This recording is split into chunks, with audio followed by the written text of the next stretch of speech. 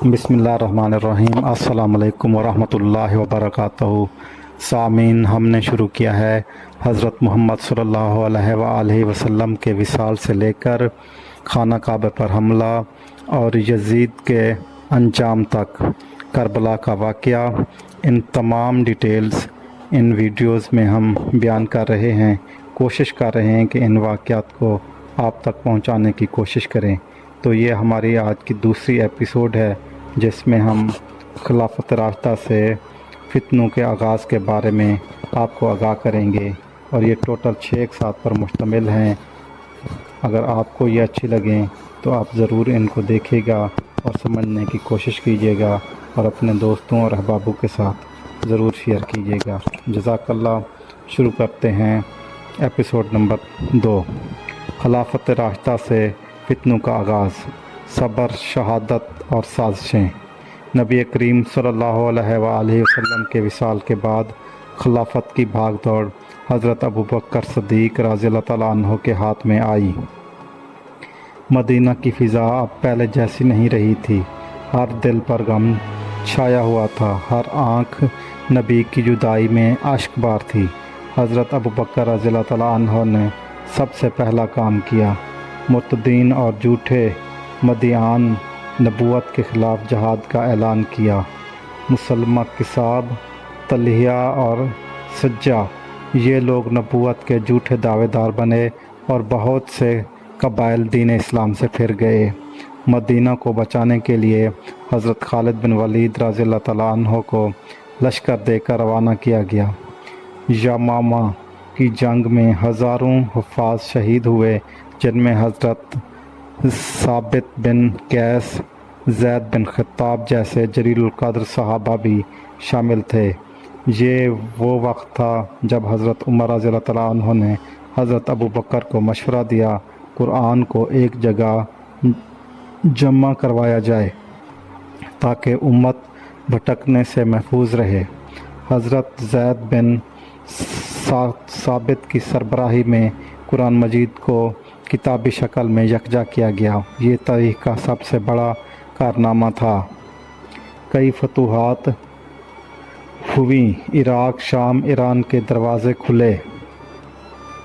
हज़रत अबू बकर रज़ियल्लाहु तआला अन्हु का दौर सिर्फ़ 2 साल का था, मगर इस्लाम के लिए बुनियाद मज़बूत हो चुकी थी। सन 13 हिजरी में हज़रत अबू बकर ने खिलाफत हज़रत उमर रज़ियल्लाहु तआला अन्हु को सौंपी और पर्दा फरमा गए। हज़रत उमर का दौर, अदल की हुकूमत। जब हज़रत उमर बिन ख़त्ताब रज़ियल्लाहु तआला अन्हु खलीफा बने तो गोया ज़मीन पर अदल नाफिज हो गया। कानून, बैतुल माल, अदालत, पुलिस, जेल, गवर्नर सब बाकायदा निज़ाम में शामिल कर दिए गए। हज़रत उमर रज़ियल्लाहु तआला अन्हु ने बैतुल मुक़द्दस को फ़तह किया। ईरानी सल्तनत का ज़वाल हुआ। नहरों की खुदाई, सरकारी डाक का निज़ाम, अवामी फ़लाह का एहतमाम सब हज़रत उमर के दौर में शुरू हुआ। आपने बहुत सारी फतूहात की और आपका आदल पूरी दुनिया में मशहूर है और आपकी सादगी पूरी दुनिया में मशहूर है। फितना फिर करीब आ रहा था। सन 23 हिजरी मदीना की मस्जिद नबवी सल्लल्लाहु अलैहि वसल्लम में एक ग़ुलाम फ़िरोज़ अबू लवल ने हज़रत उमर रज़ियल्लाहु तआला अन्हु पर नमाज फ़जर में खंजर से वार किया। हज़रत उमर रज़ियल्लाहु तआला अन्हु ज़ख्मी होकर गिरे और फरमाया, अगर मेरा रब मुझसे राज़ी हो गया तो मुझे किसी और की परवाह नहीं। उन्होंने अपनी ज़िंदगी के आखिरी दिनों में हज़रत उस्मान, हज़रत अली, हज़रत तलहा, हज़रत ज़ुबैर, हज़रत अब्दुर्रहमान बिन औफ़ और हज़रत साद बिन अबी वक़ास को शूरा में मुकर्रर किया कि इनमें से कोई एक अगला खलीफा हो। हज़रत उस्मान की खिलाफत, नरमी का दौर मगर फितनों का ज़हूर। शूरा के बाद हज़रत अब्दुर्रहमान बिन औफ़ की तजवीज़ पर हज़रत उस्मान बिन अफ़्फ़ान खलीफा मुंतखब हुए। इब्तदाई दौर पुरअमन था।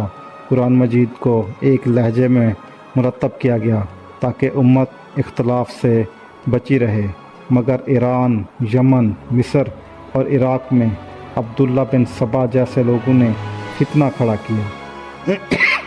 نرم مزاج حضرت عثمان رضی اللہ تعالیٰ عنہ نے سختی کرنے سے گریز کیا تاکہ خون خرابہ نہ ہو۔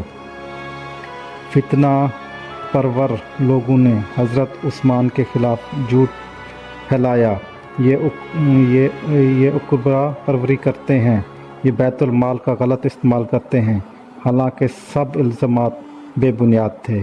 یہاں وہ لمحہ آیا جو امت کے لیے سب سے بڑا صدمہ تھا۔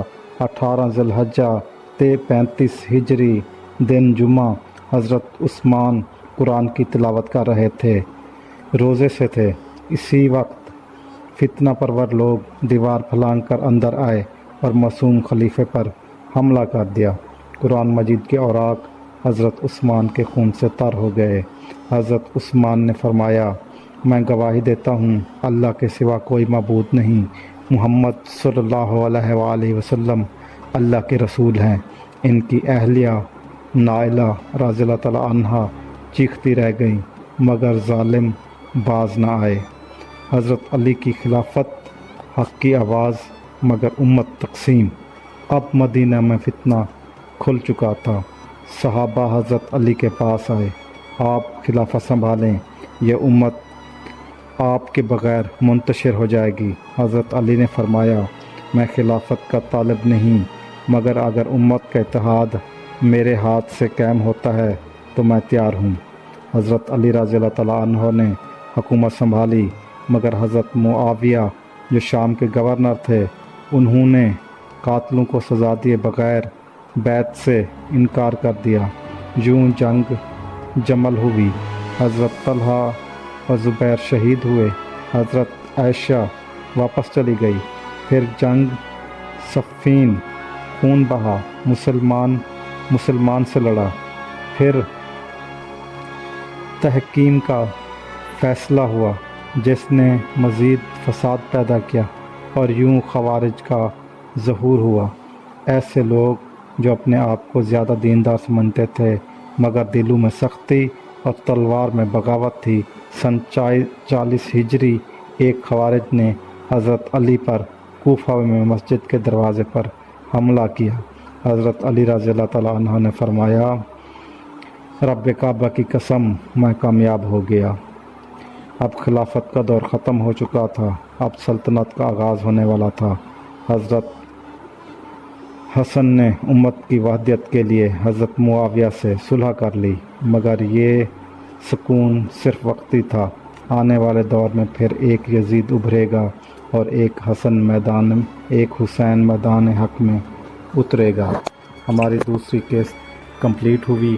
اس میں اگر ہم سے کوئی غلطی کوتاہی ہو گئی ہے تو کمنٹس کر کے ہماری ضرور اصلاح کیجیے گا، اور ان واقعات کو مکمل دیکھنے کے لیے ہماری باقی 4 قسطیں، قسط نمبر 3، 4، 5 اور 6 ضرور ملاحظہ فرمائیے گا۔ جزاک اللہ، اللہ حافظ۔